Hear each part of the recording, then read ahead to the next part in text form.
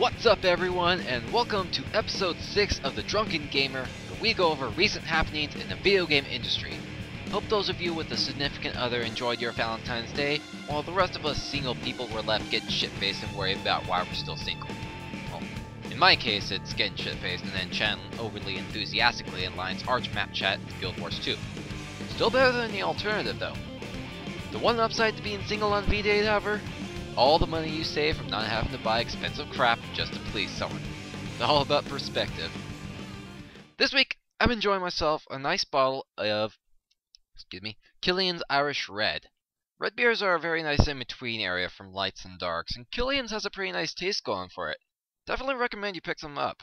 I think we found this at a Target or something. Yeah, Target. Who'd have thought, right? Cheers.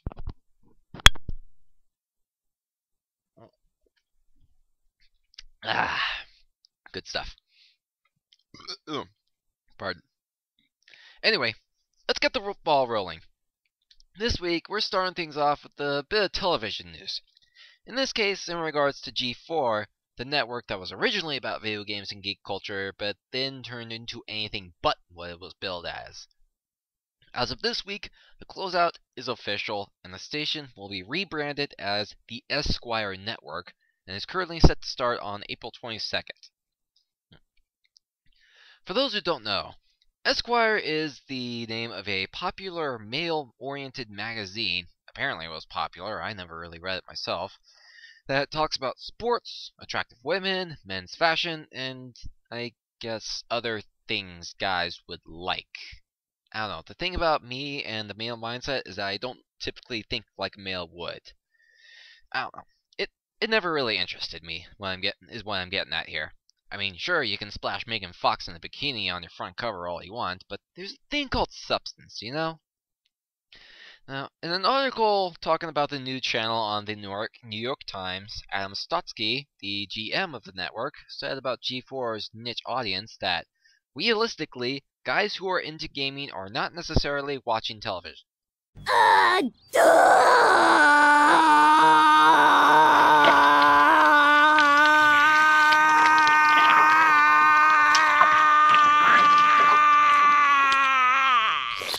Well, of course not. They'd be playing games instead. Or, you know, watching videos on YouTube that are actually about video games. Let's face it, the only real reasons to watch G4 by the time I hit the bottom of the hill was Ninja Warrior, if you are a huge fan of the cops, and you're one of those poor schmucks that thought Olivia Munn was a good actor. Seriously, real gamers don't watch G4 or didn't watch G4 because they knew G4 was shit for the last decade. The fact that it got cancelled should be considered a blessing, as it was essentially mercy killing at this point.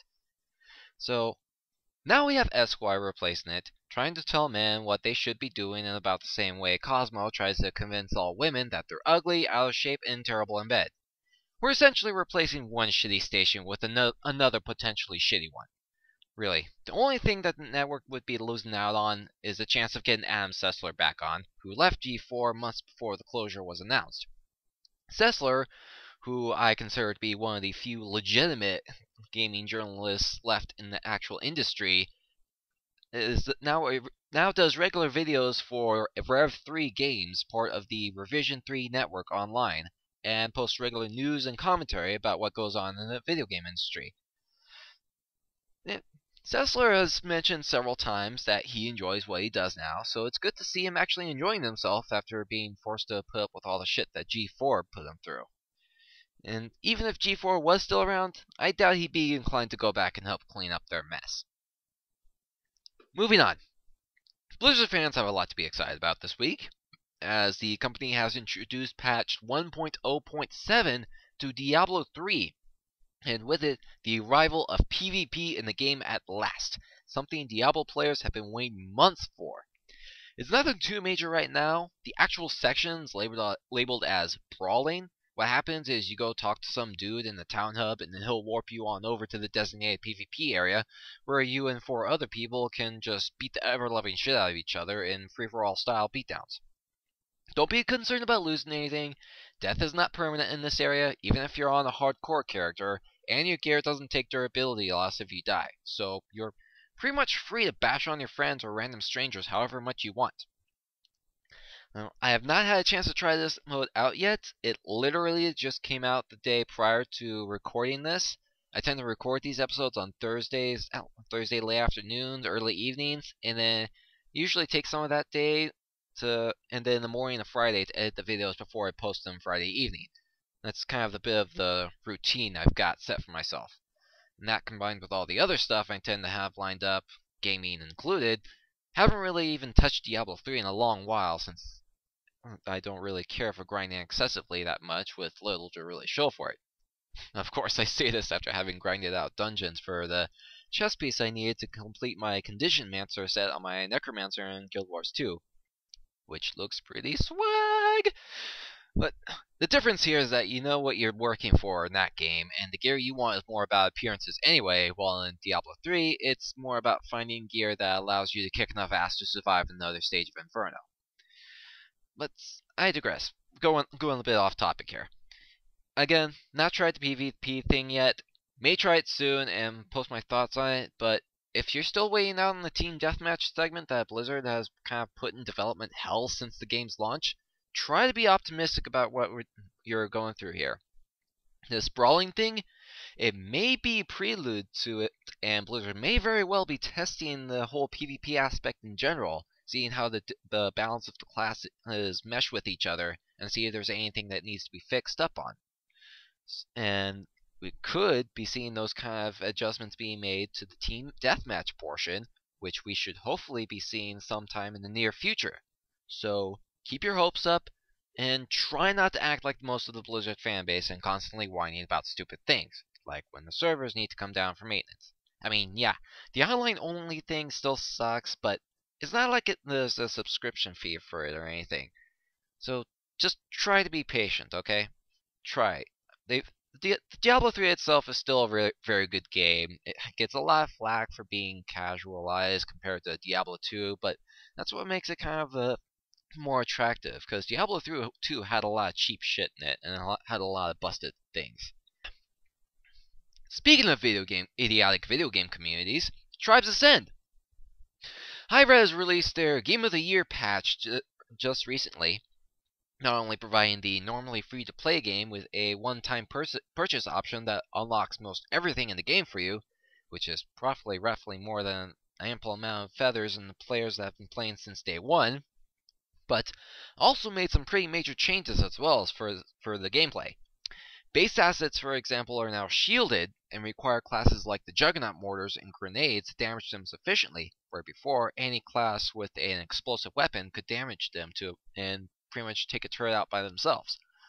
And basically they kind of require a bit more specific classes to take them down now, or you can go and attack the generator directly, which will take the shields down, leaving the turrets open for fire from all around. Now, this change should hopefully result in a bit more class variety in games, as when I stopped playing back a few months ago, the game originally had devolved into pretty much nothing but a Pathfinder / Soldier Circle Jerk, since both of those classes could pretty much do everything. Now, specific classes are required for attacking the base assets if you can't get at the generator, and attacking the generator serves an even bigger purpose now, since otherwise you won't be able to take down turrets without substantial firepower. This could help out pubs immensely, but whether this will affect the competitive side of things, which generally falls under the pattern of throw as many Pathfinders as you can at the flag and hope for a grab, remains to be seen. Chances are it won't do jack shit, because the competitive scene is lame like that.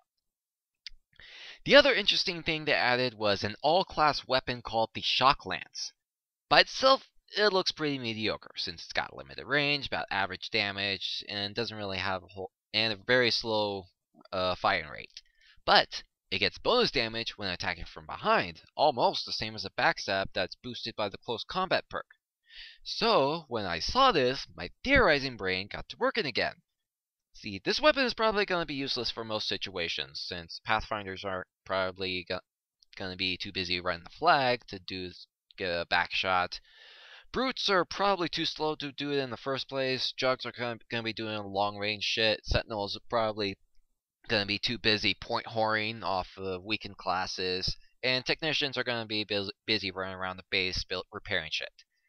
But equip it on an infiltrator who has cloak and can sneak up on people from behind, such as tunnel vision sentinels or a technician not paying attention while you're repairing something. You can pop them in the back from the safe distance and kill them in one shot. This is even better because in both of these cases, the receiving class sometimes has close combat to counter such things, but since Shock Lance isn't an actual backstab, you can probably figure out the rest. So, Shock Lance. Weak as fuck as everyone else, probably OP as fuck on an infiltrator. Either way, expect the massive fail that is the game forms to bitch and moan on both sides until Hi-Rez caves one way or the other. That should about do it for this episode. As usual, click on the subscribe button to subscribe to this channel and stay informed on when new videos go up, including trailers and bits like this. Also visit the Facebook page so that you can stay up to date with updates. That's it for this week. I'll see you guys next time.